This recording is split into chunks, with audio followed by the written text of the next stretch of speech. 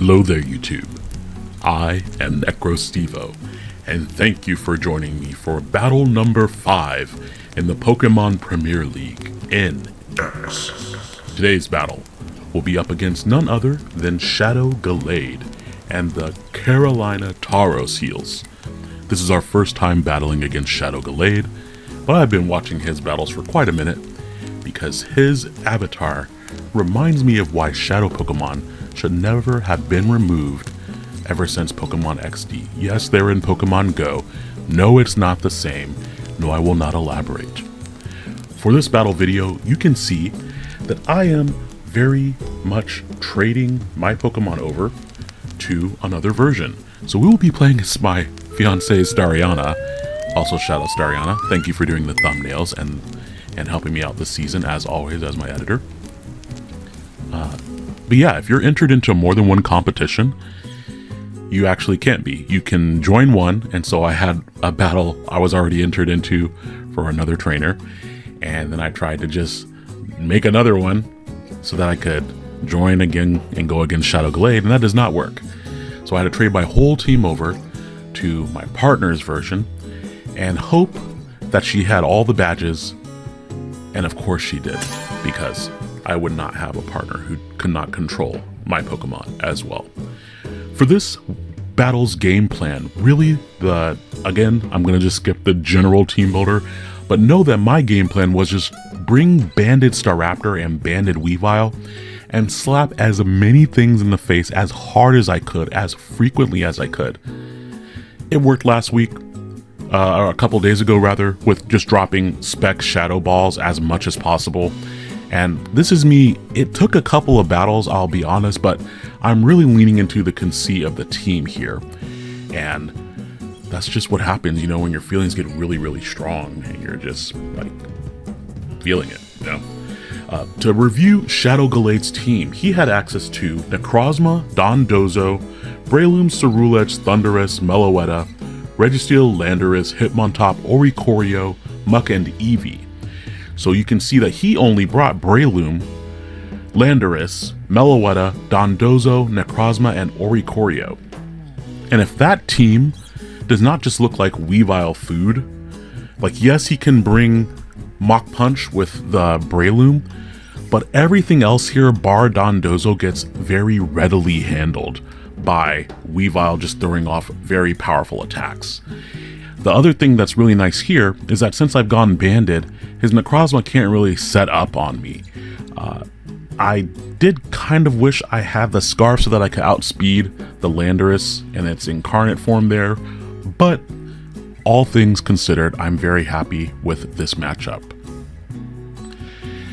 Now we do lead off with our Zoroark disguised as the Weavile, hoping to bait out the Dondozo.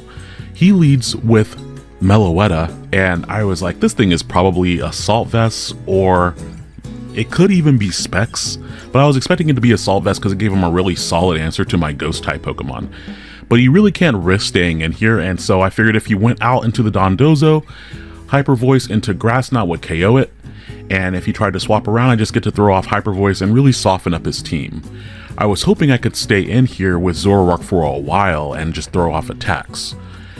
He does go out to Dondozo, and it takes a decent chunk of damage. That does show that it is most likely max HP and very well invested into at least defense and maybe a little bit of stuff.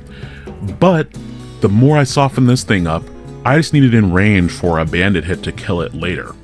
And Dondozo having the unaware ability means I didn't really want to try setting up Swords Dance or anything like that.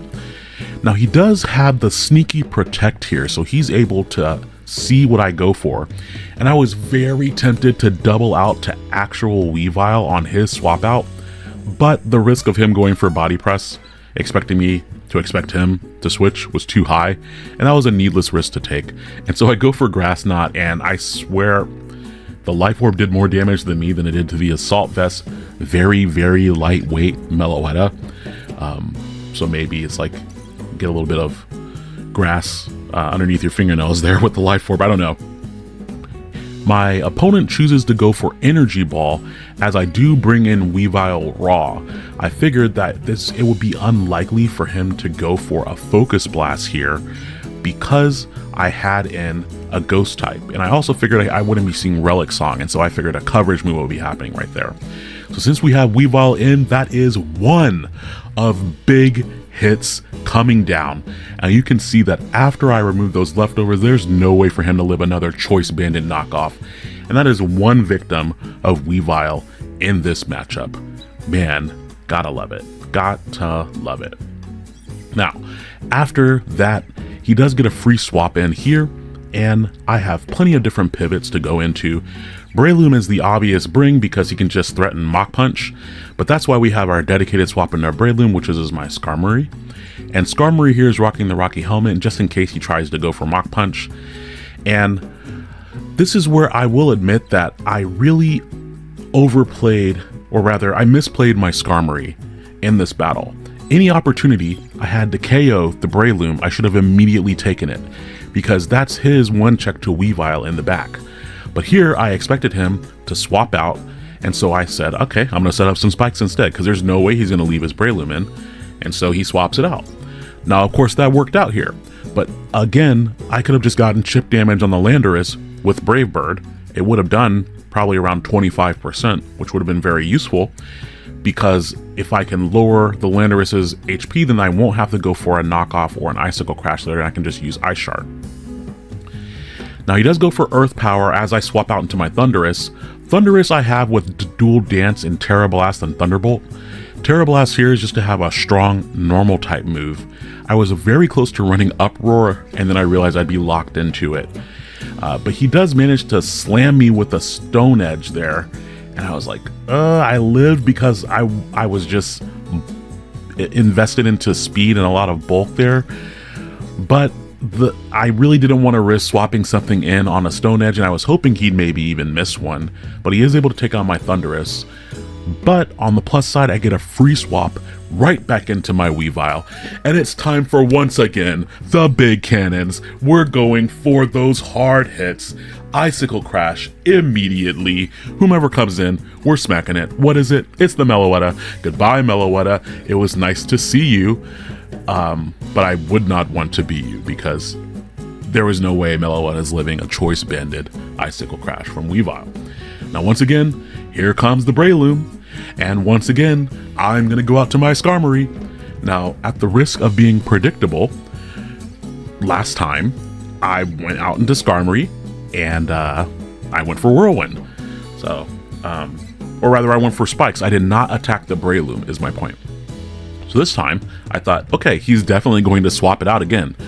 But again, there's no reason for me to predict that. Just attack the darn Breloom. What are you doing? Why are you going for Whirlwind? Like, yes, that is very useful if he goes up to the Landorus now that the layer of spikes is up, but I really should have just gone for Brave Bird here. And I even considered going for Roost. Why are we going for Roost? What is that helping with? He goes for close combat. I could have just killed the Breloom. Should have been dead right there. Now, I'm assuming that meant that he knew that I wasn't going to attack him, because I don't know. That's just some crazy mind games there. So I miss out on an opportunity to just KO the Breloom, and then I bring in the worst thing possible, which is the Landorus that I don't have a swap into. He does miss the Stone Edge, which I just went for Roost because I didn't have anything to swap into it. And I could bring in my Rhyperior on a Stone Edge, but then I would have to take an Earth Power right after it, maybe a Focus Blast. And living both of those is unlikely if he has Life Orb with the Sheer Force boost. So I do decide, finally, to go for a Brave Bird here, because I didn't have anything else I could really bring in, and he goes for Focus Blast and blows my Skarmory out of the sky. So Skarmory, I apologize for misplaying you and misusing your Infinity Energy in this way. Thank you for the layer of spikes. I was quite cross with myself at the time. Okay, so let's get back into it here. I was, once again, very silly here. I thought for sure that he was locked in to the move, but he just switched moves. He just switched from Stone Edge to Focus Blast. He missed the Stone Edge, and then he switched to Focus Blast. But in my head, he had swapped out earlier, and I was like, oh, he's stuck on Focus Blast. And so I went out to my Zoroark, who just gets eviscerated by an Earth Power. And that was also dumb, because Zoroark was actually modest. I thought I had enough speed on it to outspeed the Landorus, but he's Life Orb. All that would not have mattered if I hadn't missed this freaking Icicle Crash. My misplays on the Skarmoria side, my misplays on the Zoroark side. Missing Icicle Crash there means that I lose the battle. Disgusting! Why? I don't know. Because now, the fastest thing here is his Landorus, and it has super effective coverage against everything that I have here. Now, because this is a more bulky Staraptor, I do live and I'm able to take him out with the Brave Bird, but I die from the recoil.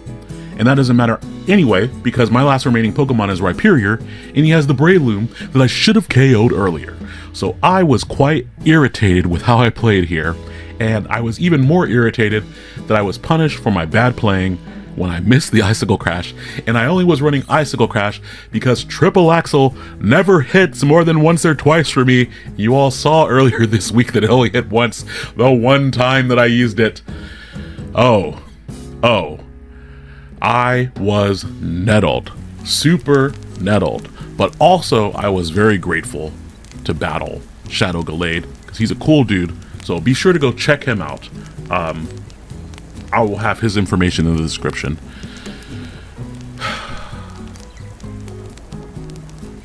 Woosah.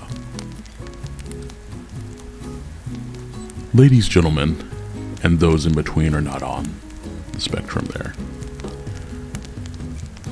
Battling is really fun for me, and it is incredible how it can be so easily manipulated to be something that's not fun when you're not in the right headspace for the battle. And I actually went into that battle in a really good one, but there's just some external things there that I allowed to affect it at the time. And it's fun to pretend to be annoyed in the narration. And this is why I always do my narrations post, because then I get to really examine my plays and to really examine why did I do that? What was I thinking there? And yeah, sometimes when you just get in, you just gotta go sit in the dark for a little bit and just kind of veg out. So as always, thank you all for being here and for watching. One more battle in stage 1. We are in the bronze tier because we went 1 and 4. So I have one more battle to do, and if we can win that battle, then we'll at least be moving on in the playoffs for the stage 1. So look out for that, and I hope you have a great night. Good night.